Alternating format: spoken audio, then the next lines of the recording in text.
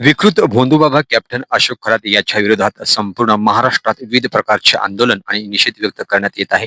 तसेच आंदोलन सोलापूरमध्ये महाराष्ट्र नवनिर्माण सेना तसेच महाराष्ट्र निर्माण विद्यार्थी सेनेच्या वतीने महाराष्ट्र नवनिर्माण सेनेचे जिल्हाध्यक्ष विनायक महेंद्रकर यांच्या नेतृत्वाखाली 4 हुतात्मा चौक येथे आंदोलन करण्यात आलं. या प्रसंगी महाराष्ट्र नवनिर्माण सेनेचे शहराध्यक्ष जैनुद्दीन शेख, मनसे विद्यार्थी सेनेचे राज्य उपाध्यक्ष अमर कुलकर्णी, जिल्हाध्यक्ष अभिषेक रमपुरे, शिक्षक सेनेचे राज्य उपाध्यक्ष संतोष कुमार गोडके, मनसे वाहतूक सेनेचे शहर संघटक जितेंद्र टेंभुर्णीकर, प्रकाश कोळी, विश्वास गजवार, गोविंद बंदपट्टे, सोपान महेंद्रकर, वैभव रमपुरे, रवींद्र कांबळे, विठ्ठल बंडा, समर्थ माळगे, अभिषेक इरकल, श्रीराज महेंद्रकर, विनायक माडेकर व महाराष्ट्र नवनिर्माण सेनेचे पदाधिकारी व मनसैनिक उपस्थित होते.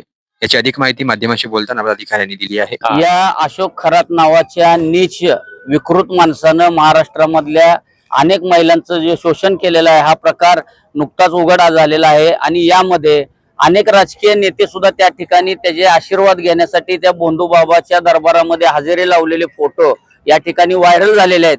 आज महाराष्ट्र नवनिर्माण सेनेच्या वतीनं त्याच्या फोटोला आज या ठिकाणी शेण खाऊ घातलेला आहे. आम्ही सत्ताधाऱ्याकडे मागणी करतो, जरी सत्ताधाऱ्याचे या ठिकाणी काही राजकीय नेते त्याच्या दरबारात जात असले तरी निपक्षपातीपणानं या सरकारनं याची सखोल चौकशी करावी आणि यामध्ये जे जे राजकीय सुद्धा नेते याच्यामध्ये अडकलेले आहेत, ज्याचा काय संबंध आहे, मग कोण असणार ते, त्यांच्यावर सरकारनं योग्य ती कारवाई करावी आणि ताबडतोब जलद गती न्यायालयामध्ये हा खटला चालवून या बोंधू अशोक खरातला फाशी द्यावी. अन्यथा महाराष्ट्र नवनिर्माण सेना पूर्ण राज्यभर तीव्र आंदोलन केल्याशिवाय स्वस्थ बसणार नाही.